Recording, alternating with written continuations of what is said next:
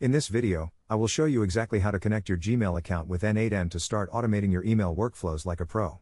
Exploring the world of automation can seem quite daunting at first, but setting up this specific integration is actually a very straightforward process that will save you hours of manual work in the long run.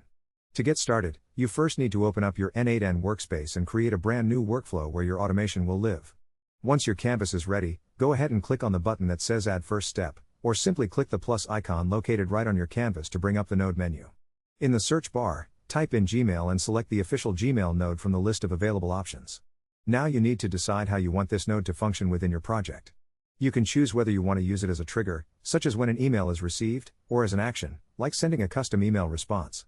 After you make that choice, you will see a node configuration panel appear on your screen. Inside this panel, look for the credential drop-down menu and select the option to create a new credential. It is important to keep the authentication method set to the default OAuth 2 protocol to ensure a secure connection between the two platforms. After that, look for the green Sign In with Google button and give it a click. A pop-up window will immediately appear asking you to select your preferred Google account. Make sure to choose the correct one and then simply grant N8n the necessary permissions to access your mail by clicking the Allow button. Once you have done that, your Gmail account is officially connected and you are ready to start building powerful automated systems. Thank you for watching. Happy connecting.